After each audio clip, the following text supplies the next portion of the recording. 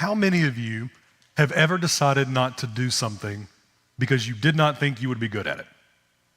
Everybody in the room. Maybe you're somebody who thought, you know what, I want to learn to grill, but I've decided I can't do it because you know there's a difference between roasting and burning, but you're not really sure that you can decipher that code in the moment.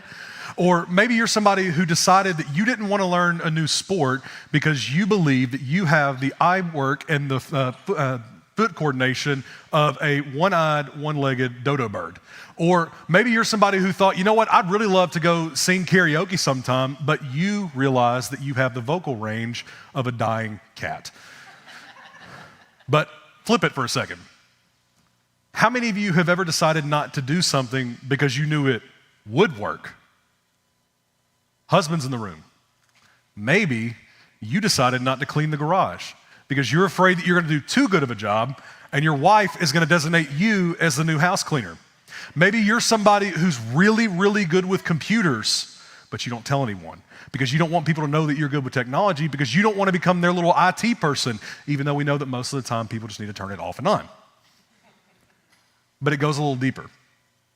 Maybe you avoid calling a friend that you have a hurt relationship with because you know that they're going to want to work on the relationship and you don't want to do that.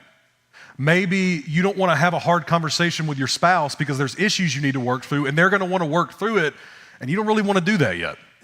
Or maybe you've got an estranged family member or friend that's been waiting for you to call them for years, but you decide, I'm not going to do that because I don't really want to reconcile yet.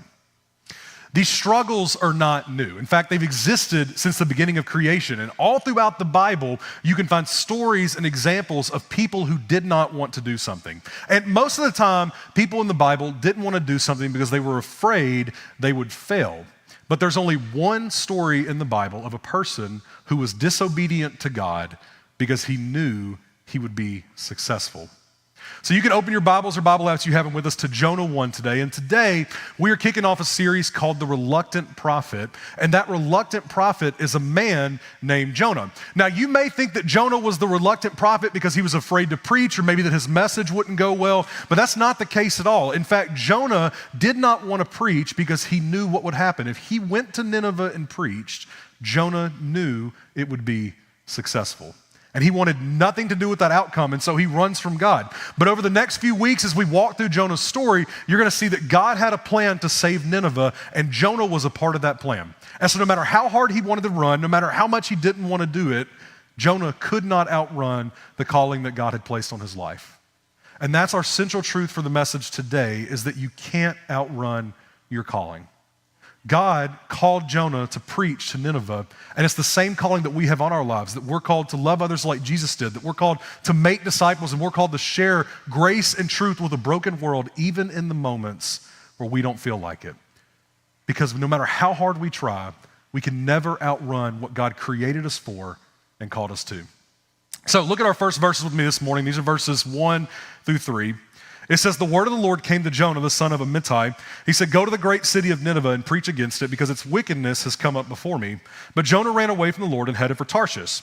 He went down to Joppa, where he found a ship bound for that port, and paying the fare, he went aboard and sailed for Tarshish to flee from the Lord. Now, we're not told much about Jonah right off the bat, but what we do know immediately is that Jonah is a prophet, and at the very beginning of our passage, Jonah gets a call from God to go to Nineveh. And we learn pretty early on, Jonah doesn't want to do that.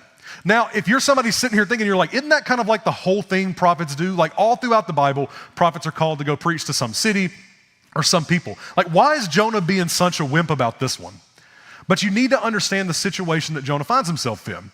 Assyria is not just any ordinary city. Nineveh is not an ordinary city. It is the capital of a nation called Assyria. And Assyria at this point was one of Israel's greatest historical enemies. In fact, they had just fought them about 70 years ago. And these are not great people. In fact, they are terrible people who use brutal, horrible acts in warfare. And so they had just experienced this. And even though in this moment, Assyria is in kind of a weakened military state, Israel's very cautious about them. And they find themselves in a very complicated relationship with them, where they have a strategic alliance with Assyria to protect them from the country Damascus. But you got to make no mistake, they're not really friendly with them. They know what they're capable of, and so they kind of keep them at a distance. But this is very much a keep your friends close, but your enemies closer kind of situation for Israel.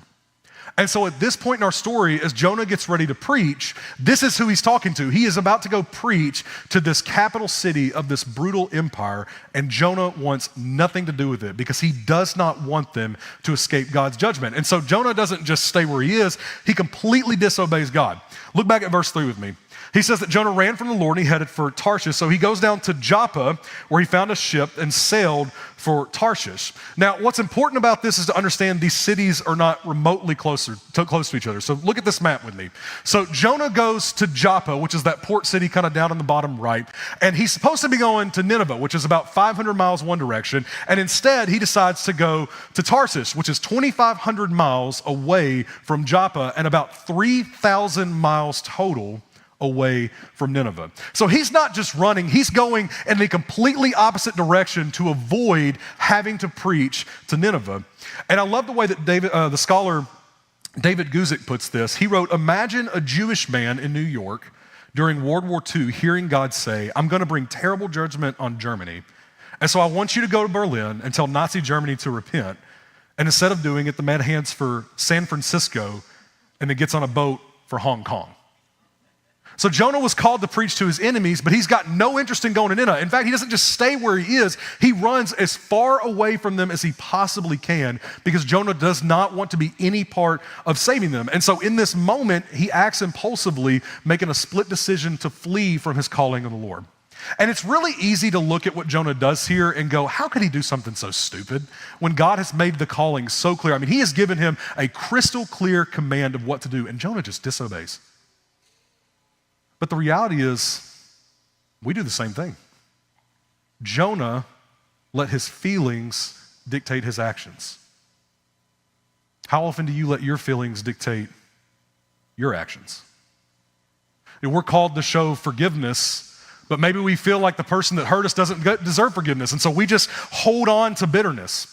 Or maybe we know that we're called to love others and share the grace and truth of Jesus, but we have people in our life that we just don't really like that much. And so we don't really care to be around them. We don't want to have to waste our time and our effort on them. And so we avoid them and just let them be someone else's problem. We know that we're called to share grace, but we also know there are people in our life that we feel don't deserve that kind of love from us. And so we just don't share it. And see, when we do this, we're falling into the same kind of trap that Jonah did, that we're letting our feelings become the judge of who deserves mercy and grace. But grace isn't about feelings. It's not about who's earned it or who deserves it, because the reality is that none of us deserve grace. None of us deserve the incredible love that God showed us. But he loved us anyway. Paul talked about it this way in Romans 5, 6 through 8. He said, you see, just at this time when we were still powerless, Christ died for the ungodly. Very rarely will anyone die for a righteous person, though for a good person, somebody might possibly dare to die. But God demonstrated his own love for us in this: while we were still sinners, Christ died for us.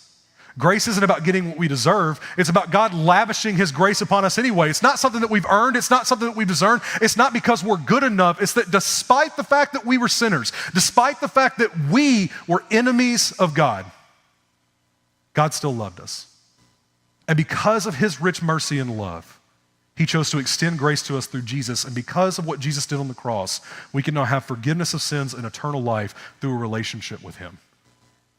It's not about something we've earned. Grace has never been about that. And so this is the grace that we're called to extend to others. It's not like God's calling us to do something that he didn't already do for us. And the same thing's true for Jonah, that God is calling Jonah to go preach grace to Nineveh, and he's calling him to say the same kind of grace that God has shown Israel time and time again, despite their disobedience. So did Nineveh deserve grace?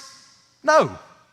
But it wasn't up to Jonah to decide whether they deserved grace. It was up to Jonah to share grace despite how he felt in the moment. But he couldn't do it. Jonah was so caught up in his feelings that he let it affect what he did and ignored God's calling.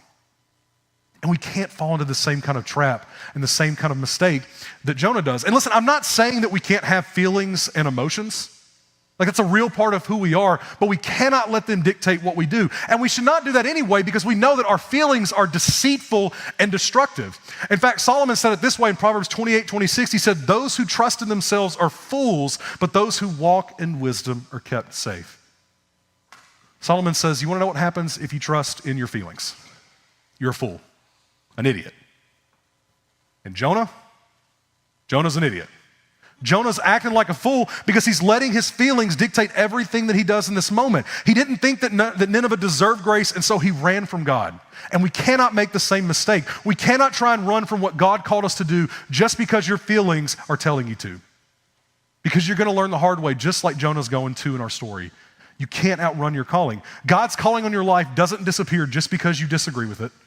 And it doesn't disappear just because you don't want to do it. And so you can ignore it. You can run from it. You can sail 3,000 miles away on a boat. Doesn't matter. At some point, you're going to be faced with the reality of what God called you to, that you are called to share grace and truth with a broken world, no matter how hard that is. And no matter how hard you run, that purpose will follow you for the rest of your life. So don't let your feelings dictate your actions, because you can't outrun your calling. All right, look with me at our next verses, 4 through 10.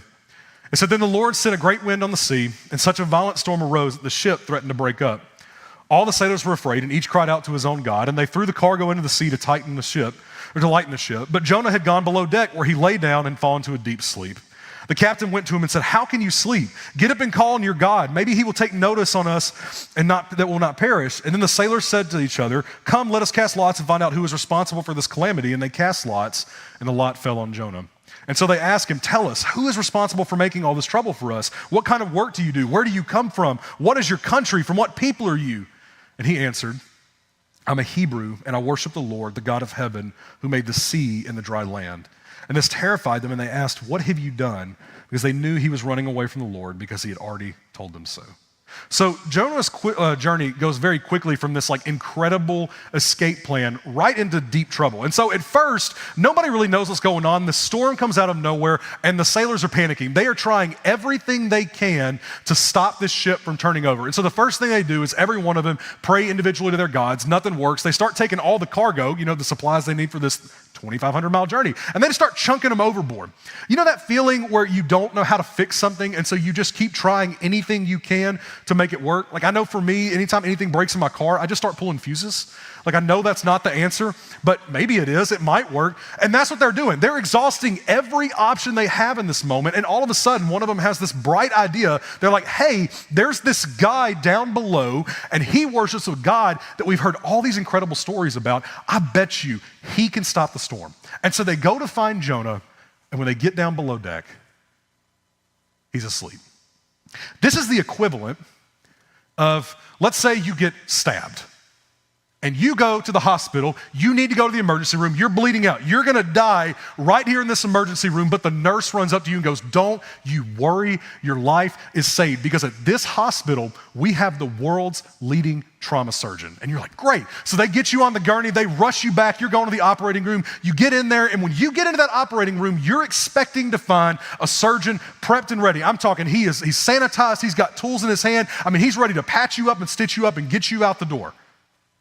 And you walk into an empty room. What's going on? Nurse walks up to you and goes, okay, so we have a small problem. We have the world's leading trauma surgeon. He is working today. He's taking a nap in the break room. So this is a matter of life and death, and the only person that can save me just thought he needed a few minutes of rest? That's the situation they're in, that the only person that can save them from the storm is Jonah. Jonah couldn't care less. He's asleep. And this is such an incredible parallel, an important part of the story, because it mirrors exactly what Jonah's doing with Nineveh. That Nineveh is about to face a great storm of God's judgment. But Jonah didn't care. He wanted to sleep through it, to ignore it. And now these sailors are facing a great storm of God's judgment towards Jonah, and he's asleep below deck.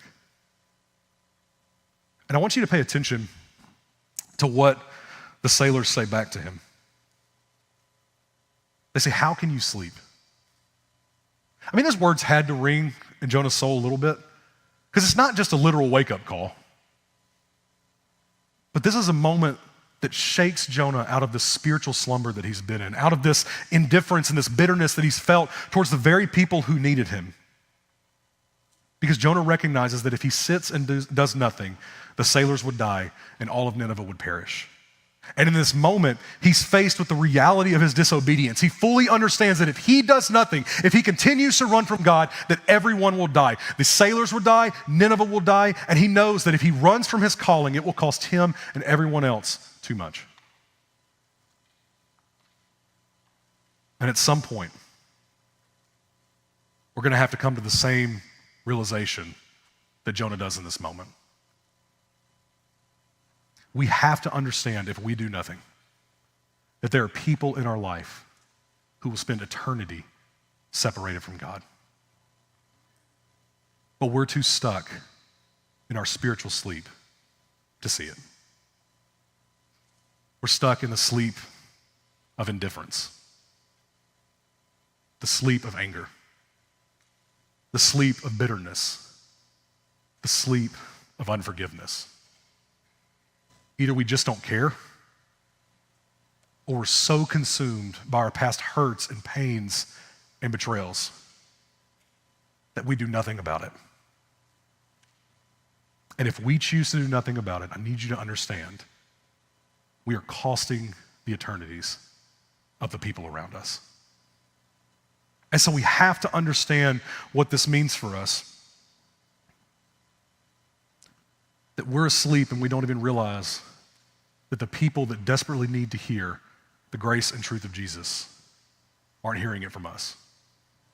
But see, we've got to shake ourselves out of this dangerous slumber. At some point, we have to wake up and realize that we cannot run from this. That we have to understand that it is the calling on our life that we share grace and truth with the broken and messed up people in our life, even the people that we don't like, the people that we don't deserve it. Because if we are disobedient, we are no better than Jonah. And in the moments of our disobedience, we are losing souls and eternities through our inaction. And so I'll ask you the same question that the sailors asked Jonah. How can you sleep? When will you wake up from the sleep of anger that has kept you from forgiving somebody and holding on to bitterness? When will you wake up from the sleep of indifference that has hardened your heart and keeping you from acting on these kinds of faith? When will you wake up and let the love of God be your motivation instead of the anger and the bitterness and the hatred that has turned you into God's judge instead of God's messenger? When will we wake up and share the same kind of radical grace that was shown to us first? And listen, I know some of you are thinking, I get what you're saying, Chris, but you don't know my experience. You don't know what I've been through. You don't know what they're like. You don't know what they've done. You don't know the kind of pain that they've caused me. And you're right. I don't. But I'll tell you two things I do know. I'll tell you they're not worse than Ninevites. And I'll tell you that I know that despite all of their flaws and all of their sin, God does know them. And the same God that died for you died to save them. And he has still called you to be his messenger of grace to them, even in the moments where you don't feel like it, because you may very well be the only person that ever gets an opportunity to show them the love of Jesus. And so I need you to understand you don't have a responsibility for them accepting Christ and following Christ, but we absolutely have a responsibility for the people in our life to hear and experience grace and truth, because that is what God has placed us in their lives to do. And so no matter how we feel about it, no matter how we feel about them, this is what we're called to do. And when we avoid the people who are hardest to love and we run from sharing grace with our enemies, we're not just hurting ourselves, but we're putting eternal souls at risk. And so my challenge to you in this is you got to wake up. You've got to wake up from your indifference and take action. You've got to wake up from the bitterness that's keeping you from sharing Jesus with the people who hurt you. You've got to wake up from the anger that's convinced you that some people don't deserve grace. And you've got to wake up from the unforgiveness that has turned you into God's judge instead of God's messenger. And you have got to take the message of grace and truth to a broken world that desperately needs to hear it. Because that's what you were created for, to share that grace and truth with the people around you.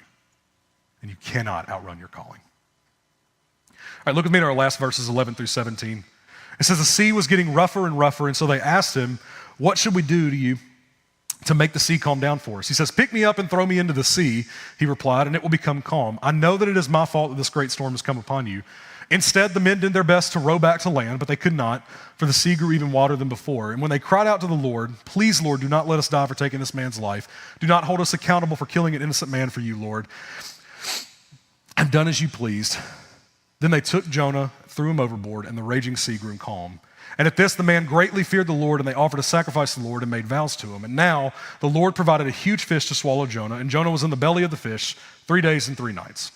So it's really easy to read the first few verses of this section and think, okay, well, this is kind of like the end of Jonah's story, right? This is Jonah getting what he deserves. This is God's judgment towards Jonah. But it's really not. The back half of this chapter is not about God dishing out his judgment on Jonah. It's about Jonah accepting his call to go preach to Nineveh. And I think that's one of the largest misconceptions about Jonah, is that the fish is a punishment. Like it's some attempt from God to just drag Jonah to where he wants to go. But that's not true. Jonah knew he couldn't run anymore, and he chooses to be obedient to God. And so he willingly goes into the water. And I want you to look at something specific in verse 17.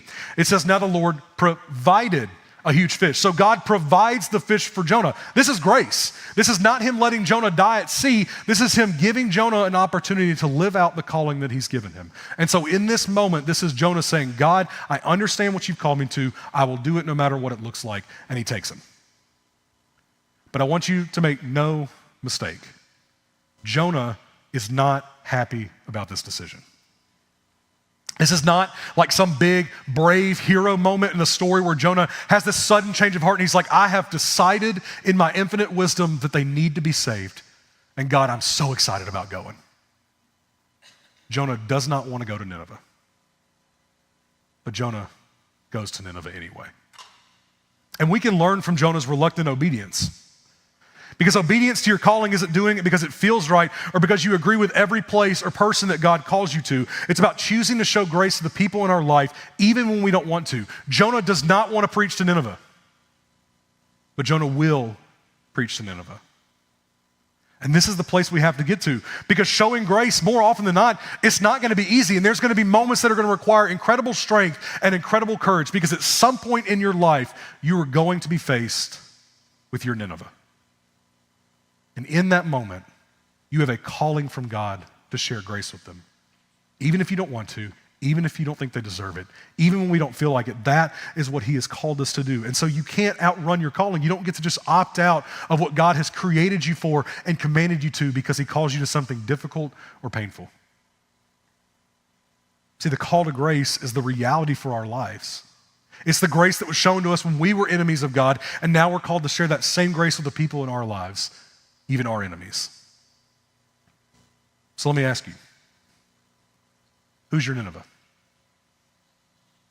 Maybe for some of you in the room, it's an ex-spouse or an ex-boyfriend or girlfriend who made your life miserable. Maybe it's a friend who betrayed your trust and you've never gotten over that. Maybe it's something a little more broad. Maybe it's a political party, or maybe it's something like a group of people whose life choices you don't agree with. Or maybe it's something a little deeper, a little more painful. Maybe it was a close relationship or a family member who betrayed your trust to the point that it caused you great pain. Maybe it was somebody that hurt you so badly you don't think you'll ever be able to forgive them. Maybe it's a parent or a family member who abused drugs or alcohol. Maybe it's somebody who abused you in some horrible way, and you don't think grace is ever an option. The hard reality of Jonah is that facing your Nineveh isn't an option. At some point, we will be face to face with the reality of what God has called us to, that you are called to share grace with them, not because they deserve it, not because you feel like it, but because you were showed grace first, and he has called you to share the same grace that was shown to you. And so today, you're faced with the same decision that Jonah was. You can either keep running from your calling, or you can finally be obedient to God and share grace with Nineveh. And look, it's not going to be easy. In fact, it'll be one of the hardest things you ever do, because it might mean picking up a phone and making a call that you've avoided for years.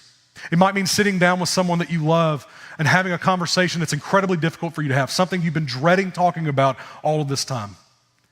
It might mean extending forgiveness to somebody that you never thought you could ever forgive. And I want you to understand, you're not gonna wanna do it. Everything within you, every one of your feelings are gonna tell you this is not the right move. Your feelings will tell you they do not deserve grace. Your pride will tell you that you shouldn't have to be the one to make the first move. But we're not called to decide who gets grace or how they get grace. We're called to share grace.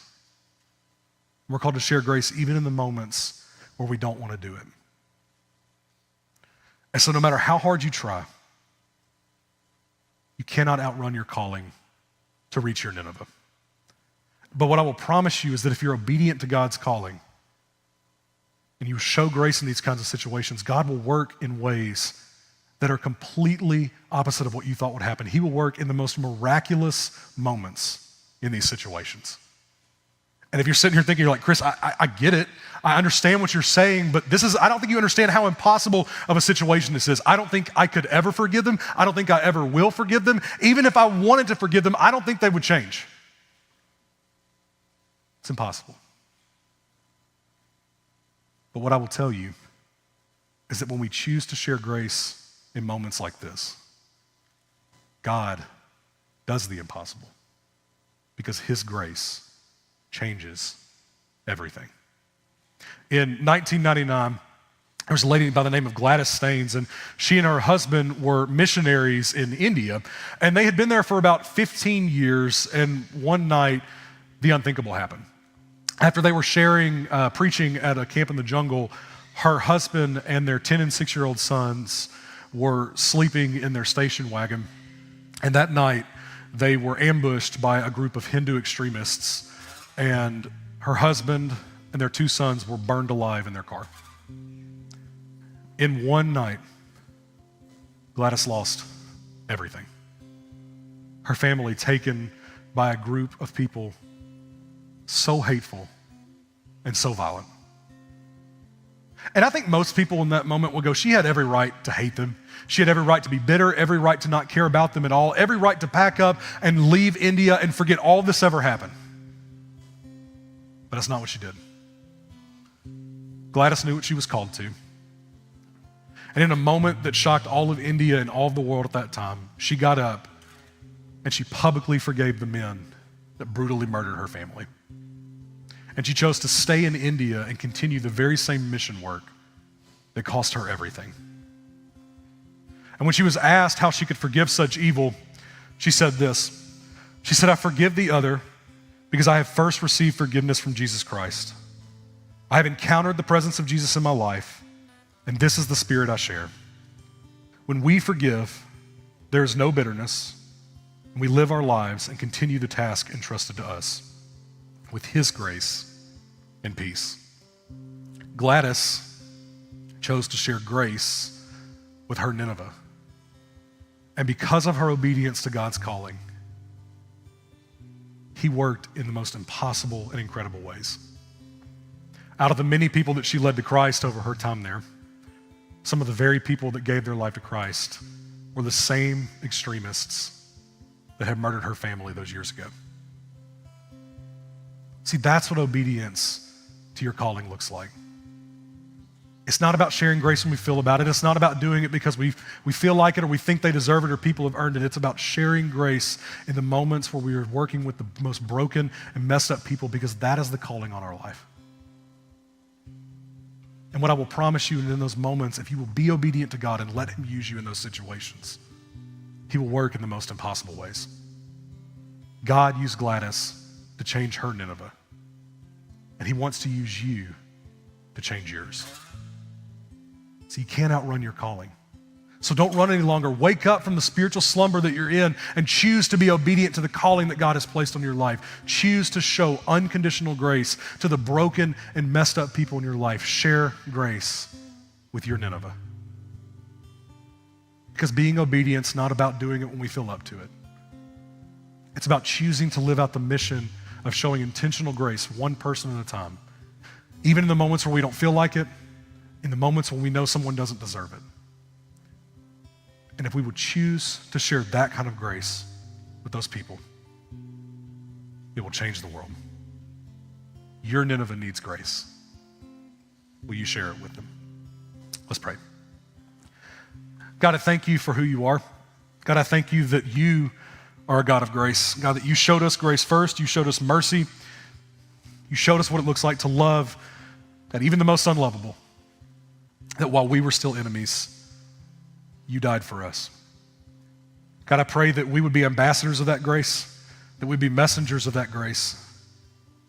God, that we would take your love out into this world between grace and truth.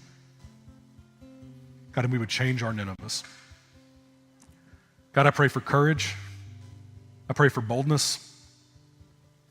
God, I pray for a spirit of forgiveness. God, that we would let go of our past pains and our past betrayals and our hurts, God, and we would live out the mission that you have called us to. Help us to be your messengers.